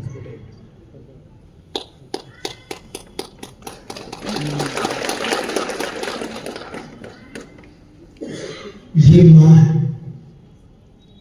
लेकिन आज कई ऐसे युवा हैं, उन बूढ़े मां बापों की सेवा करना अपमानजनक समझते हैं। यकीन मानिए, अपमानजनक समझते हैं। मुझे तब रोना आया जब मैं एक गांव गया था। बाहर बैठी एक महिला मंदिर के पास में फूल के 2 हार लेकर के बेच रही थी। कुछ फटी हुई उसकी वो क्या बोलते हो, नौवारी जो बोलते हो, नौवारी घाटी थी तिनी, वो फटी हुई थी, उसकी साड़ी थी और वो बहुत ही मार्मिक होकर के 2 हार बेच रही थी। मैंने उसको पूछा कि माता काय झालंय, तुम्ही हे काय करताय? बोले नाही बेटा, मला हे विकायचं आहे कारण मला जेवण करायचं आहे, मी जेवण केलेला नाहीये, 2 दिवस झाले मी उपाशी आहे। मैं मुस्लिम हूं, मैं मंदिर तो नहीं जा सकता क्योंकि मैं गुजर रहा था, मैंने देखा, मैंने कहा क्षमा मागतो, मी देवळात जातो असं नाही की नाही जात, परंतु देव अर्चना वगैरे नाही करते असंही नाही, परंतु आज मला वेळ नाही, मी जाऊ शकत नाही आहे। निघालो तेव्हा तिच्या सोबत बसलो आणि ती रडायला लागली। मला ते सहन झालेलं नाही। तिला विचारलं, तिने म्हटलं की माझी गाथा अशी आहे की माझा मुलगा डेप्टी कलेक्टर आहे, माझा मुलगा डेप्युटी कलेक्टर आहे आणि त्याच्या बायकोनी मला घरातून बाहेर काढून दिलेला आहे आणि म्हणून मी भीक मागून किंवा हे जे फुलांचे हार आहेत ते विकून मी माझा स्वतःचा निर्वाह करतोय। मी रडलो आणि त्या आईला सांगितलं की ताई, आजी तुम्ही काय करू शकता, मी तुमची काय मदत करू शकतो? तिने म्हटलं की मला काही नको बेटा, फक्त 2 वेळचं मला जेवण मिळालं आणि मी आज सांगू इच्छितो की ती जिवंत नाही आहे, परंतु 3 वर्षपर्यंत तिला मी महिन्याचे पैसे पाठवत होतो।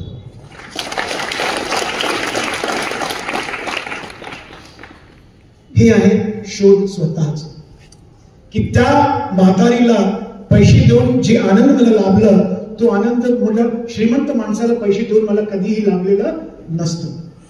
आणि अशीच एक घटना, मी जेव्हा बल्लारपूरला, चंद्रपूर जवळ एक जागा आहे तिथे होतो, ऑफिस मध्ये असताना एक मुलगी माझ्याकडे आली, तिचं नाव होतं रेहाना, ती आजही आहे। ती रेहाना आली, बोली सर आप मुस्लिम हैं इसलिए मैं आपके पास में आई हूं, मुझे पढ़ना है लेकिन मेरे पास में पैसे नहीं है। मी प्रण घेतला की बेटा तू पढ़, मैं तुझे पैसे दूंगा। आज ती केंद्रीय विद्यालय मध्ये परमनंट इंग्लिश प्रोफेसर आहे, इंग्लिश टीचर आहे। तिचं लग्नही मी घडून दिलं आणि एवढंच नव्हे, तिच्या बहिणीचं शिक्षण सुद्धा केलं. शिकत असताना मी माझ्या घरी त्या मुलीला ठेवलं, कारण ती कोचिंग करत होती. 3 वर्ष माझ्या घरी ठेवलं. त्याच्यानंतर ती बाहेर झाली आणि दुर्दैवाने ती नर्स म्हणून लागली होती. नर्स मध्ये लागत असताना नागपूरच्या एका खूप मोठ्या हॉस्पिटलमध्ये शॉर्ट सर्किट झाला आणि त्या शॉर्ट सर्किट मध्ये ती जळली आणि तिचे दोन्ही पाय कापण्यात आले आणि दोनही हात कापण्यात आले. ॲक्यूट फायर ते लागलं होतं तिला आणि ती तशीच पडली होती. ती रडायला लागली. मी तिच्याकडे गेलो, माझी बायको, आणि जेव्हापर्यंत होतो आम्ही तिथे डेलीचा डबा तिच्यापर्यंत पोहोचवायचा ते आम्ही प्रयत्न केला. आणि ती 15 दिवस झाले तिचा स्वर्गवास झाला. 31 डिसेंबर 31 डिसेंबरला तिचा स्वर्गवास झाला. मी त्या दिवशी कोणत्याही प्रकारचा आनंद साजरा केलेला नाही. मी 31 मनवलेला नाहीये, कारण मी माझी मुलगी गमावली असा मला आभास होतो. मित्र हो, लोकांच्या वेदना तुम्ही स्वतः कसं जाणून घेता, त्या स्वतःच करून घेतल्यानंतरच तुम्हाला जाणवेल की जगात जगायचं असेल तर लोकांची जेवढी मदत आपण केली तेवढी ती कमी पडेल. तुमच्याकडे कोटी रुपये असो, कोटी रुपये असो, लाखो रुपये असतील तुमच्याकडे, त्याचा काहीही उपयोग नाही जर त्याच्यातले 10 रुपये तुम्ही कोणत्या गरीबाला देऊन त्याची मदत करू शकत नाही. अशी अनेक मंडळी आहात. समाजात आपल्याला ती जी भीक मागण्याची जी प्रवृत्ती आहे ते दूर करण्याचा प्रयत्न करा. तो स्वतःचा शोध आहे. मी युवा पिढीला म्हणेन, स्वतःचा शोध घ्यायचा असेल तर तुम्ही काय आहात त्याच्याकरिता प्रयत्न करा. तुमचं ध्येय काय आहे ते शोधण्याचा प्रयत्न करा. तुमच्या या जगात यायचं उद्दिष्ट काय आहे ते शोधण्याचा प्रयत्न करा आणि लोकांची मदत कशा पद्धतीने तुम्ही करू शकता तो शोधण्याचा प्रयत्न करा. कारण शोधा की तुम्ही या जगात आहात तर त्याच्या मागचा एक हेतू आहे. देवाने तुम्हाला लोकांची टीका करण्याकरिता पाठवलेला नाही आहे, त्याची मदत करा. आणि मी सांगतो, आज दुर्दैवी घटना आहे. आज सकाळी जस्ट मी एक व्हिडिओ पाहिलेला आहे. आपण भारतात म्हणतो की गरिबी आहे, दारिद्र्य आहे, आपल्याकडे अनेक झोपडपट्टी आपल्याला दिसायला मिळतात, परंतु सर्वात जगात मोठा सुपर पॉवर ज्याला म्हणतो अमेरिका देशाची गाथा जी आहे आपल्यापेक्षा घटिया स्तरातली आहे. मिलियन्स ऑफ पीपल होमलेस, रस्त्यावरती एक टेंट घालून पाहतात, इतका घाणेरड्या स्थितीत ते राहतात. तो व्हिडिओ मी तुमच्याशी शेअर करेल मी. आणि that is the reality. New York सिटीची गोष्ट मी तुम्हाला सांगतोय, दॅट्स अ फॅक्ट. आणि अमेरिका म्हणतो की आम्ही श्रीमंत आहोत. जर माणसाला माणूस म्हणून जगता येत नसेल तर हा जीवन काही उपयोगाचा नाही आहे. स्वतःचा शोध घ्या की आपण काय करू शकतो, समाजात कोणत्या प्रकारचा आपण बदल घडवू शकतो. आणि ते बदल घडवून आणण्याकरिता तुम्हाला काही मोठं खूप करायची आवश्यकता नाही आहे. एका श्रीमंत व्यक्तीला लहान व्यक्तीने विचारलं की तुम्ही एवढे मोठे श्रीमंत कसे का झाले, तेवढे समाजात तुमचा सन्मान आहे, श्रीमंत कसे झाले. आणि त्या श्रीमंत व्यक्तीने सहज त्याला उत्तर दिलं की बाळा रे, मी श्रीमंतीकरिता खूप मोठे मोठे पावले उचलले नाही, तर लहान लहान पावलं उचलत मी इथपर्यंत पोहोचलो आहे. काही मोठं करायचं असेल, नाव गाजवायचं असेल, खूप मोठं काही करण्याची आवश्यकता नाहीये. लहान लहानशा गोष्टींमध्ये सुद्धा आपण आनंद मिळवू शकतो. एखादा व्यक्ती खाली पडला, आजच्या तारखेला बुडत असेल व्यक्ती, तर त्या पाण्यात बोलणाऱ्या व्यक्तीला मदत करण्यापेक्षा आजची पिढी काय करताय, मोबाईल फोटो काढतात, व्हिडिओ काढतात, कसं बोलतोय, हा बोलतोय, ही जागा आहे, अशी करतात. याच्यात बाहेर यायचा प्रयत्न करणे महत्वाचं आहे. मदतीचा हात लोकांपर्यंत पोहोचलेला तो खरा तुमचा शोध. लोकांपर्यंत तुम्ही कशा पद्धतीने पोहोचता आणि तुमची एक छबी काय लोकांच्या मनात निर्मित होते ते महत्वाचं आहे. तुम्ही आरशामध्ये स्वतःला पाहता, सजण्याचा नटण्याचा प्रयत्न करता, बाया त्यात थोडासा वेळ जास्त घालवतात असं म्हटलं जातं, पण ते चुकीचं आहे. कारण बायांना देवानी तशा प्रकारचे बनवलं आहे तर तेवढा वेळ ते घेतील. पण आजची पिढी कुठे चालली आहे,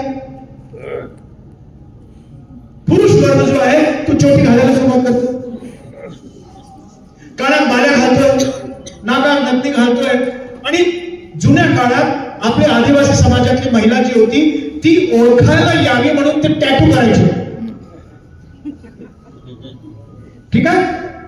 आणि तुम्हाला सांगतो सौदी अरबमध्ये गाढवांची संख्या खूप जास्त प्रमाणात होती. गाढव ओळखायला यावे म्हणून त्यांच्या पाठीवरती सुद्धा टॅटू बनवायचे. आणि तोच प्रकार आज आपल्या समाजात आजकालची जी युवा पिढी आहे ते करतायत. युवाच नव्हे तर मध्यम वर्गातली सुद्धा जी मध्यम वयस्करची लोक आहेत ते सुद्धा करतायत. इकडे टॅटू करतील, इकडे टॅटू करतील, पूर्ण चेहऱ्यावरती टॅटू करतील, काहीतरी इकडे मनगटावरती टॅटू करतात. काय प्रकार आहे मला कळत नाहीये. कानात बाली घालून घेत आहेत, बाली ब्रह्मभक्त बनवतात. या प्रकारातून बाहेर यायचं कारण आहे, कारण समाजाला तुम्हाला तुमची गरज आहे. वेळ बदलत आहे आणि फार वेगाने वेळ बदलत आहे. कोविड-19 जेव्हा झालं होतं तर कोविडच्या काळात अनेकांना तुम्ही काय आहात याचं बोध झालेलं होतं. ऐश्वर्याची पुष्कळशी साधनं नव्हती. जे गुटखा खर्रा खात होते त्यांना गुटखापर्यंत नव्हता, अप्रोच नव्हता, तरी पण त्यांनी त्याचा जुगाड केला. ते त्यांचे प्रयत्न. ज्यांना याची आवश्यकता होती ते औषध घ्यायला त्यांनी सुद्धा काहीतरी प्रयत्न केले, त्यांच्यापर्यंत पोहोचत होते. परंतु त्या मोठ्या प्रमाणात नव्हती पण पोहोचत होती. लोकांनी आपले प्रयत्न केले.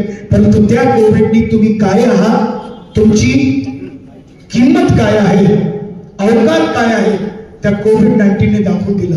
आता HMPV पुन्हा आलेला आहे. ते म्हणतात है ना, काय आहे ते, ह्युमन मेटा न्यूमोनो व्हायरस. आता हे नवीन आलेलं आहे. तर हे नवीन व्हायरस आलेलं आहे. ते आता चिंता जतवली जात आहे की बाबा तुम्हाला हे होईल ते होईल. डॉक्टर्स म्हणतात की नाही बाबा ते एकदम बिलकुल जुन्या काळापासून आहे, त्याच्याला घाबरायची काही आवश्यकता नाही. परंतु त्या कोविडच्या काळाने आपल्याला समजून दिलं की तुमची हैपत काय आहे, तुमची अवकात काय आहे, तुमची स्थिती काय आहे.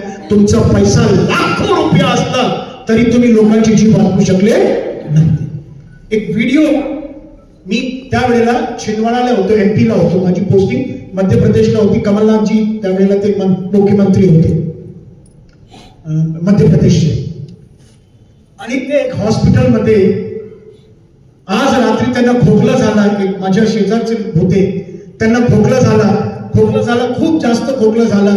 घरच्यांनी हा विचार केला की बाबा त्यामुळे आम्हाला होत नाही म्हणून ताबडतोब त्यांनी जे आहे त्यांना हॉस्पिटलमध्ये दाखल केलं. सकाळी मेसेज मिळतो आहे ही इज नो मोर. सकाळी ते जिवंत राहिले नाही. त्यांना वाचवण्याकरता त्यांचा मुलगा एक मल्टीनॅशनल कंपनीमध्ये CEO होता आणि ते लाखो रुपये घेऊन तो डॉक्टर समोर उभा होता की साहेब काहीही करा परंतु माझ्या बाबांना वाचवून घ्या. ते मेले होते आणि ते पैसे त्यांनी हॉस्पिटलमध्ये फेकले. काय करणार, 2 दिवसानंतर त्याचा सुद्धा मृत्यू झाला. दुर्दैवाची घटना. माझा एक प्लॉट होता चंद्रपूरला. माझ्या घरच्या बाजूला एक होते. बाबांना पहिल्या दिवशी त्यांना कोविड झाला. दुसऱ्या दिवशी ते मरण पावले. 3 दिवसानंतर त्यांच्या आईला कोविड झाला, ते मरण पावले. त्यांचा एकुलता एक मुलगा आणि त्याची बायको 7 दिवसानंतर त्यांच्या मुलाला कोविड झाला, तोही मरण पावला. आणि मुलगा मेला, नवरा मेला म्हणून ती आता पाहत होती. 10-15 दिवसानंतर तीही मरण पावली. तो घर तसाच आता बंद पडलेला आहे. काय कमवलं आम्ही? त्या पैशाला काहीही महत्व नाहीये. माणूस म्हणून माणसाची जेव्हापर्यंत ओळख आपल्याला पडू शकत नाही तेव्हापर्यंत त्या पैशाला काही महत्व नाहीये. मित्र, आज आपण सगळे जे आहे धावताय कोणाच्या मागे? पैशामागे. सगळ्यांना पैसा पाहिजे. आणि ज्याला म्हणतो मटेरियलिस्टिक वर्ल्ड, त्या मटेरियलिस्टिक वर्ल्डच्या मागे आपण धावतोय. शोध स्वतःचा कोणीही घेत नाहीये. एक छोटीशी कहाणी मी आपल्याला सांगू इच्छितो कि एक बाप ने एक नई कार खरीदी और कार खरीद करके वाइफ को फोन किया कि मैं शोरूम में हूं, घर आ रहा हूं, तो पूजा की थाली तैयार रखना. अपना जो है 2 साल का राजू, उसको भी बताना कि मैं उसके लिए कार लेकर के आ रहा हूं. वो ये 3 साल का, सॉरी 3 साल का बच्चा था. उसको बताना कि मैं कार लेकर के आ रहा हूं, नई शोरूम से कार लिए मैं आ रहा हूं, तुम पूजा की थाली तैयार करके रखना. पत्नी ने अपने पति की इस बात को सुना, पूजा की थाली तैयार करने में लग गई. खुशी किसको नहीं होगी कि घर में नई कार आ रही है. वो इतनी उत्साहित थी. बच्चे को भी बताया कि बाबा लेकर के आने वाले हैं कार. दोनों भी उत्साहित थे. कुछ देर बाद कार अंदर आई. ये पतिदेव उतरे, अंदर गए. कि भाई मैं थोड़ा सा फ्रेश हो जाऊं ताकि पूजा करनी है कार की, अच्छे तरीके से मैं पूजा करूं। जब तक वो वापिस आते हैं देखते क्या कि वो 2-3 साल का राजू जो है कार के ऊपर में एक ईंट से कुछ कर रहा था। नई कार ईंट से कुछ कर रहा था, इतना गुस्सा आ गया, वो आवेग में नहीं रहा क्योंकि उसने लोन लेकर के वो कार को लिया था और बड़ी मुश्किल से उसका सपना साकार हो रहा था कार का।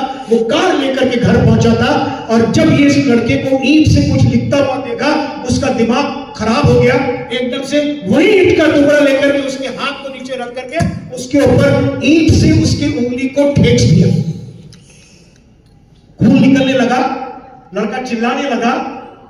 मिसेस बाहर आई, उसने देखा कि क्या किया तुमने, ये उस बच्चे की उंगली को आपने ठेच दिया है ईंट से, उसको डैमेज कर दिया है। हॉस्पिटल लेकर गए, डॉक्टर ने जब देखा इट वाज वेरी सीवियरली डैमेज्ड और उसकी 3 उंगलियां एम्प्यूट करनी पड़ गई थी, काटनी पड़ गई।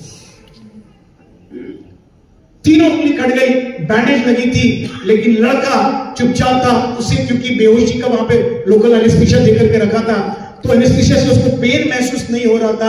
उसने पिताजी को ये शब्द पूछे, बाबा क्या मैं लिख सकूंगा?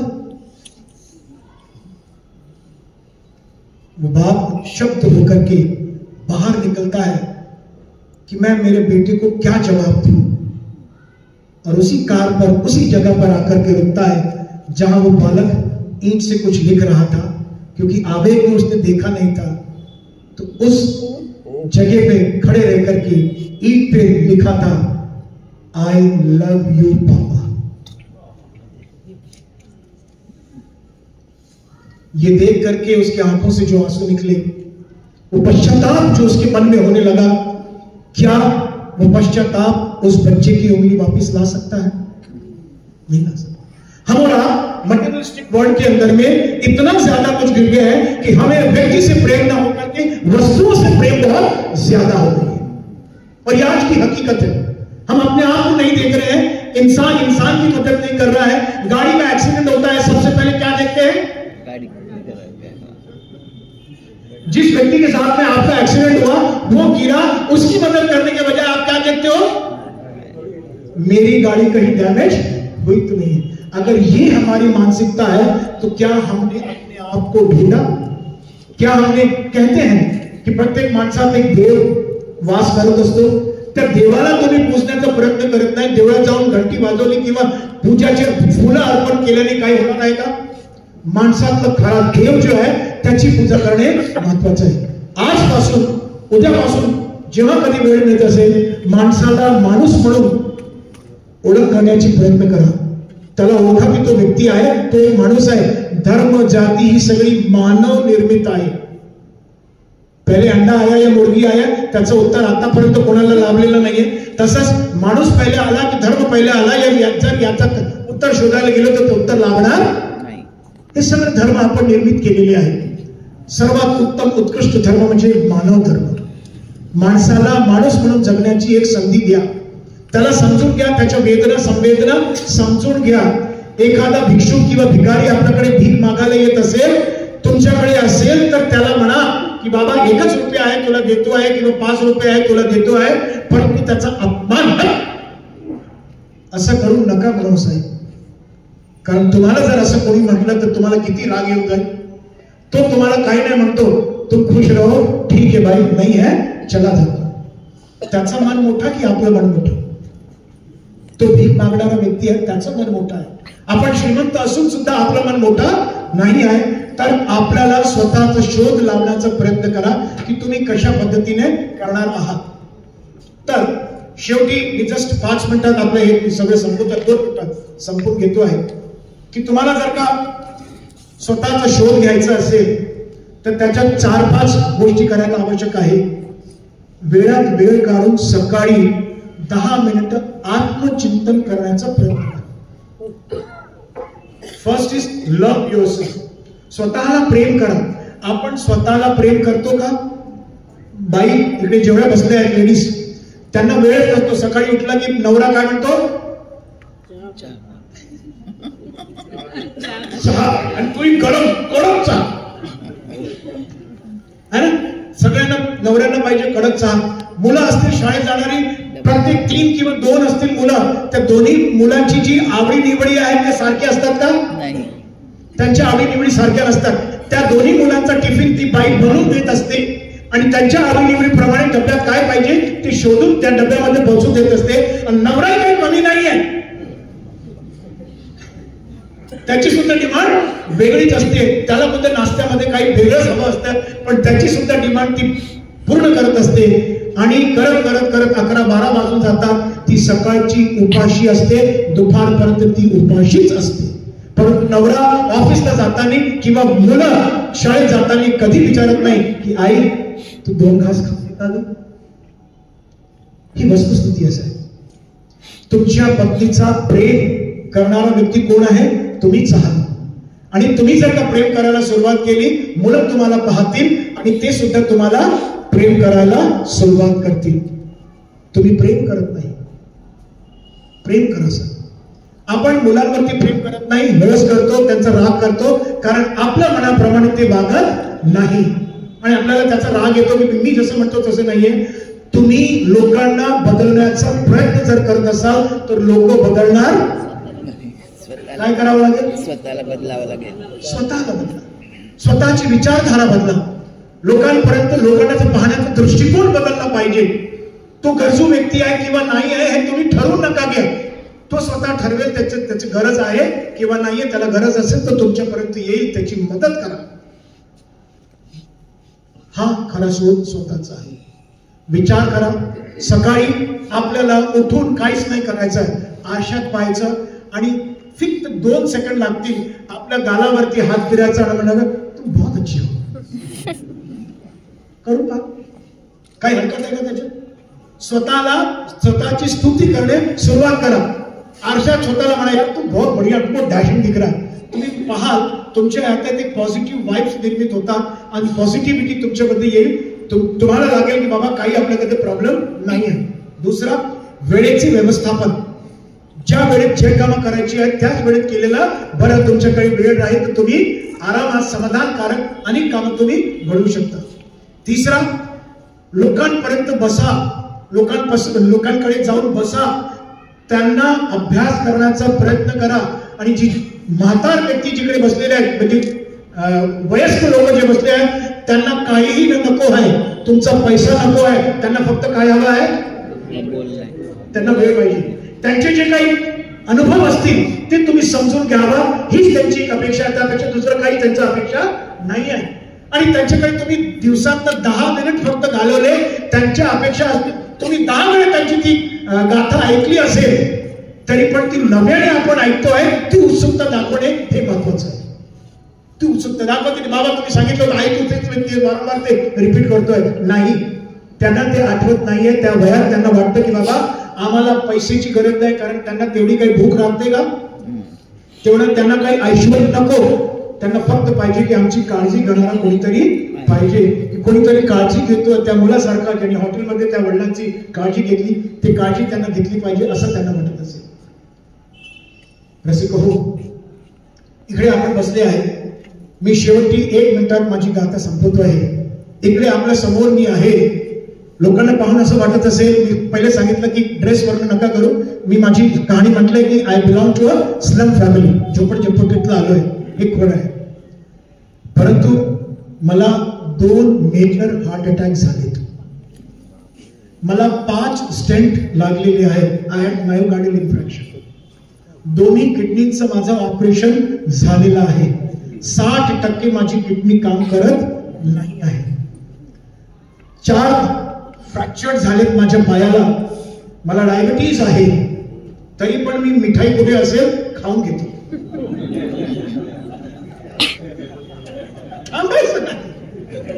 कोणी दिलं आण बापू, लाडू असेल खाऊन घ्यायचं, वेळे असेल खाऊन घ्यायचं. डायबिटीज आहे आणि लगेच आता मला ग्रेड 3 अर्थरायटिस डिटेक्ट झाले की दोन्ही गुडघ्यांना चेंज करावं लागतंय म्हणून डॉक्टरनी मला सांगितलं आहे. म्हणलं तू तुझा विचार तुझ्यापर्यंत ठेव, मी जसं आहे तसं जगणार आहे. असं हसत खेळत मी लोकांपर्यंत राहतो. कारण तुमच्या वेदना संवेदना हे कोणापर्यंत सीमित राहावेत? तुमच्यापर्यंत. तुमच्या भावनांना समजून घेण्याकरिता कोणीही नाही आहे. तुमची मुलं सुद्धा तुम्हाला वेळ देत नाही आहे. तर तुम्ही स्वतः आनंदी राहण्याचा प्रयत्न करणं सुरू करून द्या. कारण मला किशोर कुमारचं एक गाणं आठवत आहे. ते गाण्याचे दोन ओळी आहेत. मी तुम्हाला गाणं गाऊन दाखवतो. त्याला अक्षरशः शांतपणे त्याला ऐका. तुम्हाला जाणवेल की बाबा या गाण्याचं महत्व काय. जो तुम हसोगे तो दुनिया हसेगी, रोगे तुम तो ना रोएगी दुनिया, ना रोएगी दुनिया. तेरे आंसुओं को समझ ना सकेगी, तेरे आंसुओं पे भी हंसेगी ये दुनिया, हंसेगी ये दुनिया. तुम्ही हसत असाल तरी हसेल, रडत असाल तरी ते अश्रू पाहून लोक हसतील. तर आपले अश्रू डोळ्यापर्यंत आणून द्यायचे. स्वतःची आनंदी राहा, मौज करा. आणि मी सांगतो, ज्यांचं वय झालं असेल, तुम्हाला असं वाटत असेल की आता एक नवीन गाणं चाललेलं आहे, खूप ट्रेंड मध्ये आहे, मजा जीने का लेना है, तो कोणता आहे ती?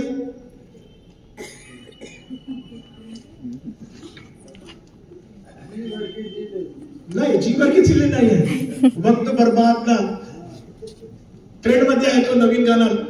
ते कोणतं? कोण झुकेगा नहीं साला,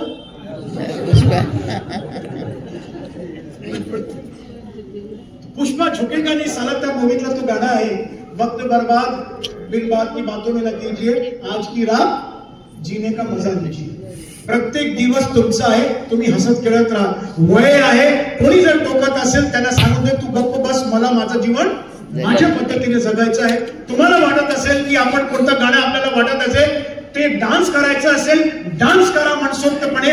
म्हणणारे म्हणत राहतील, परंतु आनंद कोणाला घ्यायचा आहे? तुम्हाला एखादी चविष्ट व्यंजन वापरत असेल की बाबा आपण खाऊन घ्या. मी तुम्हाला म्हटलं डायबिटीस आहे, परंतु कोणी आणून दिलं तर मी मिठाई खातो, थांबत नाही. जे होईल होऊ द्या.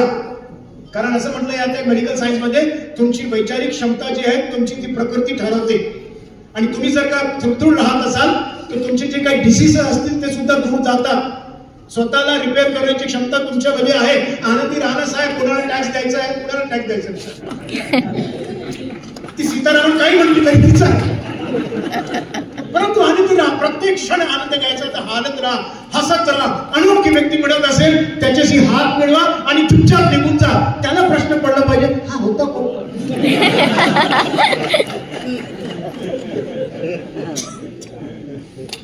हसत मिळा ना. हसायला कोणी तुम्हाला थांबवलं आहे? तुम्हाला कोणी भेटला समोरचा व्यक्ती, त्याच्यासोबत हसा. कारण तुम्हाला पाहून लोक हसतात. आणि लोकांना गळे लावायचं असेल असं बाहेर पसरवा, हात पसरवा, लोक येऊन गळे मिळतील. असा हात धरून उभे राहिल्याने कोणी तुमच्या गळ्याला आलिंगन देणार? मित्र हो, जर का असं जाणवत असेल की कोणी आपल्याशी मैत्री करावी, पहल करा. सुरुवात तुम्ही करायला पाहिजे, त्यांनी बोललं पाहिजे. असं जर विचार केला तर तुमच्यापर्यंत कोणीही येणार नाही. बोलत नाही होता ना. नाही, ट्रेन मध्ये प्रवास करत असताना समोरचा व्यक्ती बोलेल याची वाट पाहत पाहत 2 तास निघून गेले, त्याला काही अर्थ आहे का? बसल्या बसल्या विचारा, कुठपर्यंत चालले? इथपर्यंत का? हो ठीक, व्हेरी गुड, मी इथपर्यंत चाललो, व्हेरी गुड, तुमचा ड्रेस चांगला आहे. बोला ना. स्तुती प्रत्येकाला आवडते. तू किती काळा कुरूप म्हातारा झुर्या असतील, वाव गुड स्किन.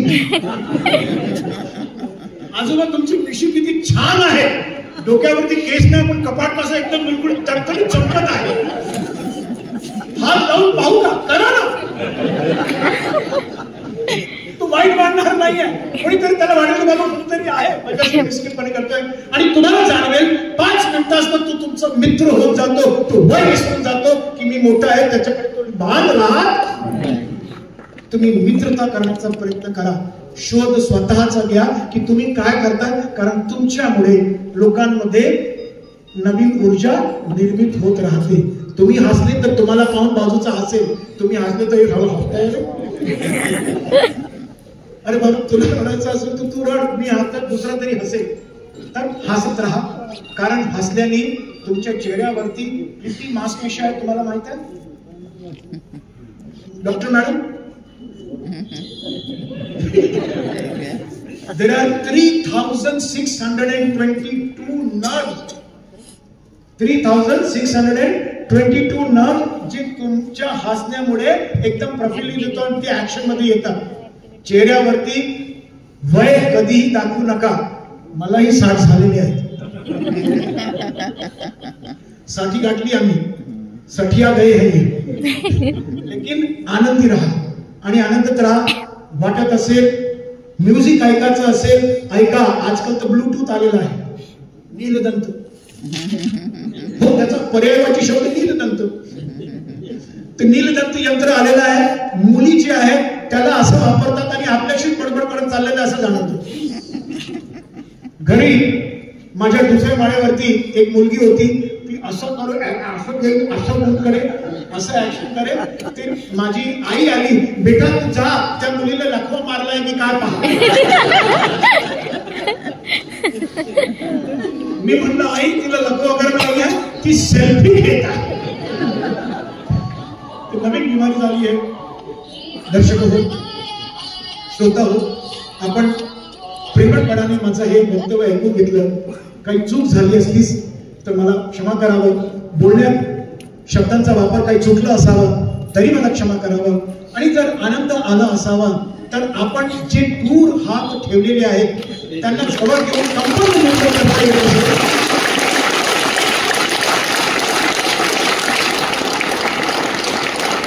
जर असं म्हटलं झालं की तुम्हाला स्वस्थ राहायचं असेल त्याच्यात एक योगाचा प्रकार आहे टाळ्या.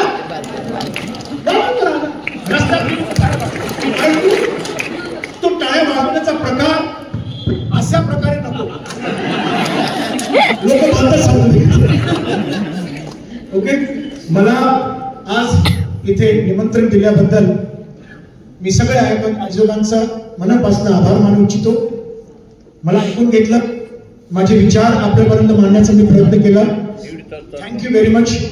सगळ्यांचं मला काही नको, फक्त एक आशीर्वाद पाहिजे की अनेक वर्ष असे मी जगत राहू आणि लोकांपर्यंत असेच विचार पोहोचत राहू. मला जीवनाची ज्योती द्यायचं है, मला जगायचं है. मैं जिंदा रहना चाहता हूँ, बहुत जल्दी किसी प्रकार की मौत नहीं चाहता हूँ, क्योंकि जब तक जिंदा रहूंगा लोगों को हंसाता रहूंगा. ये प्रण लेकर के मैं आप सबसे विदा लेता हूँ. जय हिंद, जय भारत.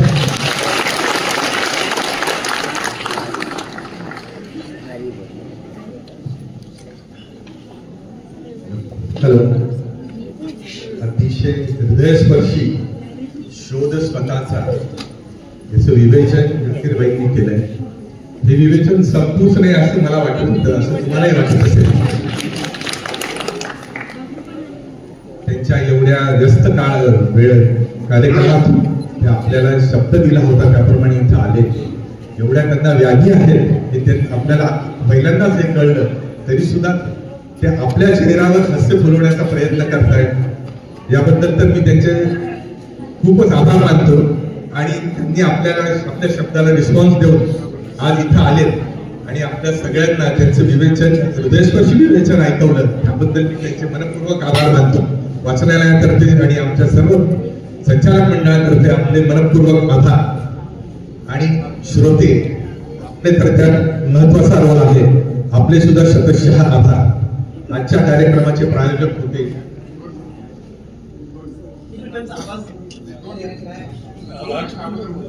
आवाज पूर्ण करा ना. नाशिकहून आलोय. 30 वर्षे व्याख्यानमाला सतत चालू असतात. 1993 पासून ऐकत आहे. शाळेगावमध्ये व्याख्यानमाला ऐकायचं कारण डॉक्टर शुभांगी पात्रे या नाशिकला आल्या होत्या.